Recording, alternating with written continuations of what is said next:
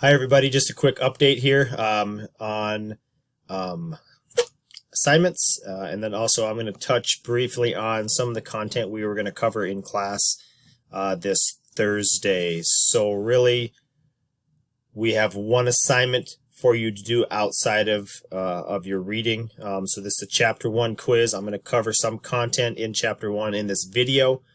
And then the rest will be kind of up to you to dig through and to look at, to look for. So homework for this week from this Thursday to next Thursday, do the Chapter 1 quiz, read Chapter 2 to prepare, or browse through Chapter 2 to prepare. I also would recommend starting to read this article, The Importance of Discussing 50-Cent Words with Preschoolers, because that will be a assignment due Sunday the 13th.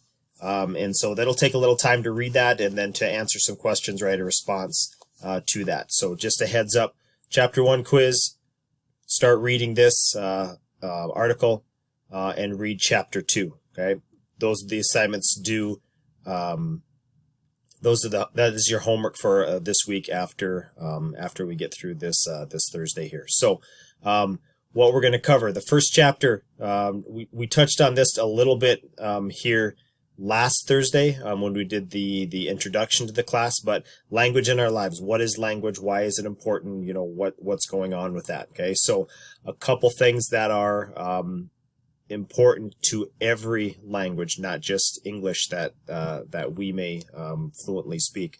Language is essential to a society, to any society, whether it's English, Lakota, Spanish, whatever it might be, but the society does not function without language. Okay, so children need a wide range of language competencies, which we're going to touch on a little bit here and go through, but they need to be able to do a lot of things in order to use a language and understand a language effectively. Okay, there's no one single strand of communicative competency, meaning one standard way to communicate, whether it's orally or in writing, but there are several different ways to go about doing that. And just like I said, oral and written language is part of that receptive and expressive forms of language. It's important to receive and express language, both in the written form and also the oral form. Okay, we also talked about these 5 aspects of language knowledge briefly last week, and I'm going to go into just a little bit more detail on that as well. So we have the phonological, semantic, syntactic, morphemic, and pragmatic component. Okay,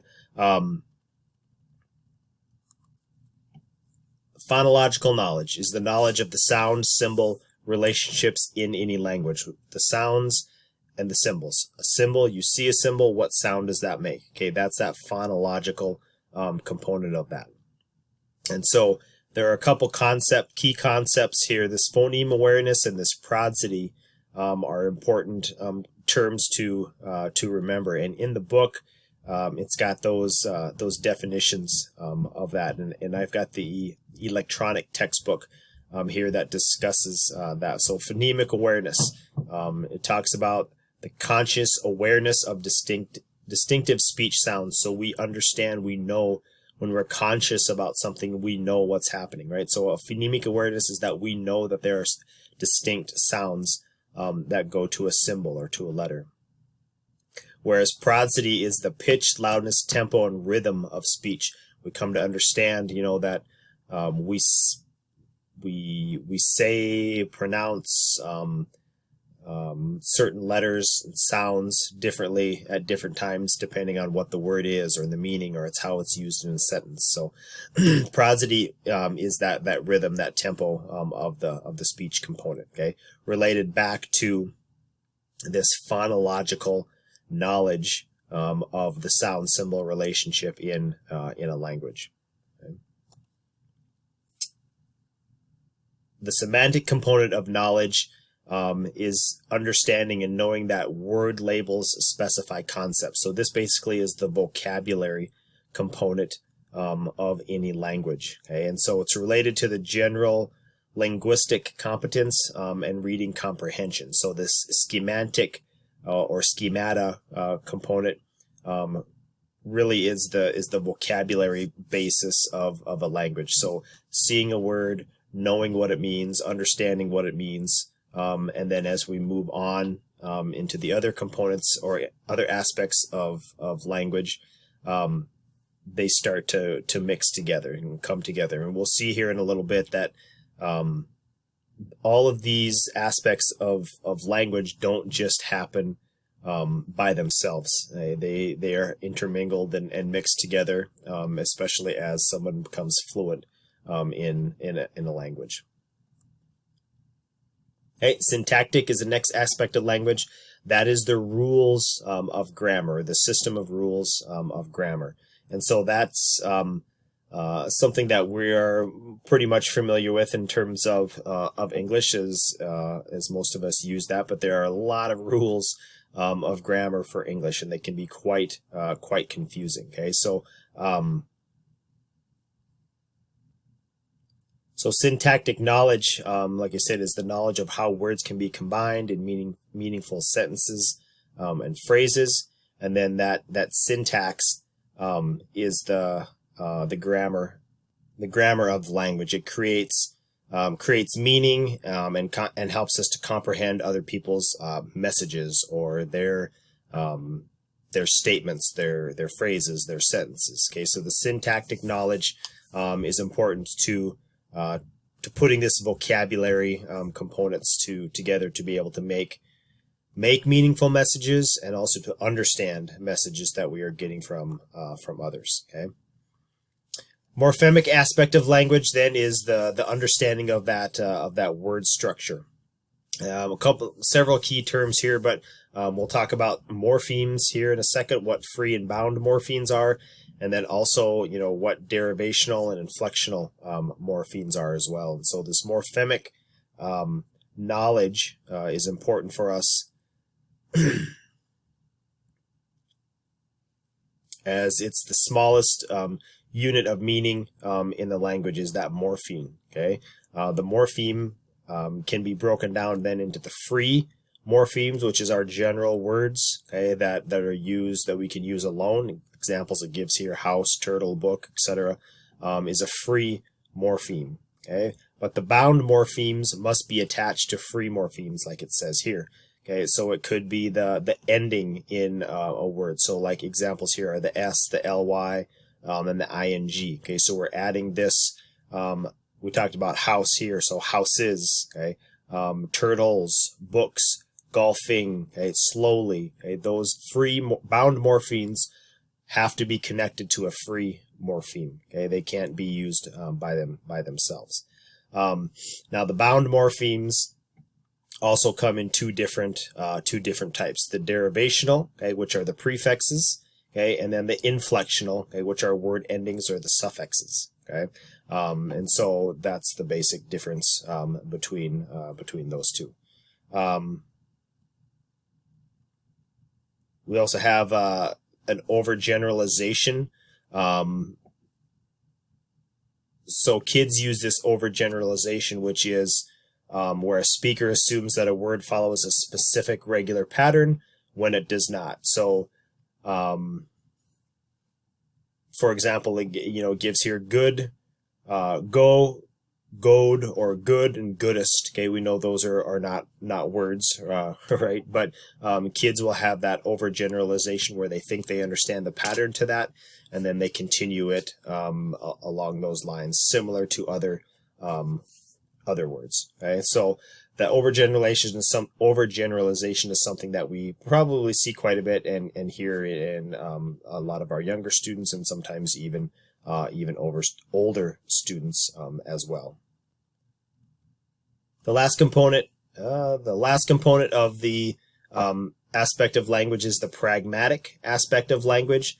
So this is understanding how to use language differently in different situations or different settings. Okay, so in social context as compared to home settings or school settings or wherever it might be. Okay, so that is an important component of the pragmatic component is an important component of the aspects of language, because there are lots of settings where we can say and use certain words and phrases and sentences, and places where we can't. So this is one of the more difficult ones for some students to pick up, because they are not always engaged in a variety sometimes of social or cultural settings, and it'll take some trial and error for them to pick up that information. So a couple key terms here: the register and the genderlect.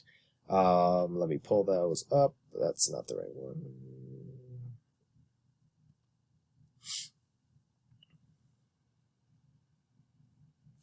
So the term register refers to the specific ways of using language differently in different settings, okay, like we talked about.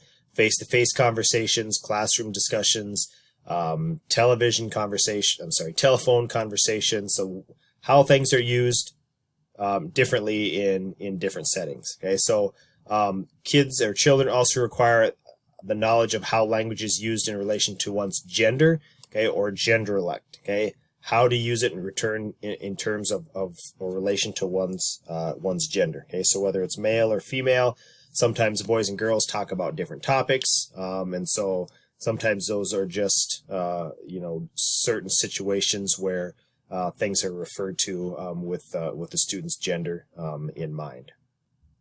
So here in the book, on page 13, there's a nice little kind of chart, I guess, or figure that kind of shows the 5 aspects of language, all kind of working together. Some work more together than others, but at some point they all work together to form a very fluent person in a specific language. Okay, the morphemic knowledge works a little bit more with syntactic and the pragmatic a little bit more with a morphemic and the phonological, but they all work together in some way, shape, form, or another. Okay, so it's important that we remember that aspect of it as well.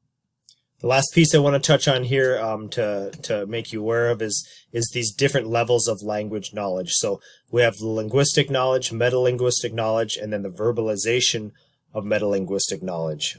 So basically, this is unconsciously knowing how you're using the language. The metalinguistic, so right here, you don't really know how language is used, but you're able to use it because you just kind of understand it and it's become second nature. Whereas metalinguistic knowledge is conscious knowledge of how you're using the language and how you can manipulate it while you are using it. Okay, and so it's the metalinguistic is a step above the linguistic knowledge. And then the third step, or the highest step, is that metalinguistic verbalization, okay, where you're verbally reflecting on your own like language concepts, okay. So understanding and verbalizing the awareness that rhyming is present, talking about certain specific features in language, and so there's a table here on page 16 that kind of gives an example. And typically when these components first happen. So your linguistic knowledge is typically with your new toddlers and preschoolers, your metalinguistic then preschool and kindergarten, and then the verbalization of that metalinguistic knowledge is late kindergarten into first and second grade.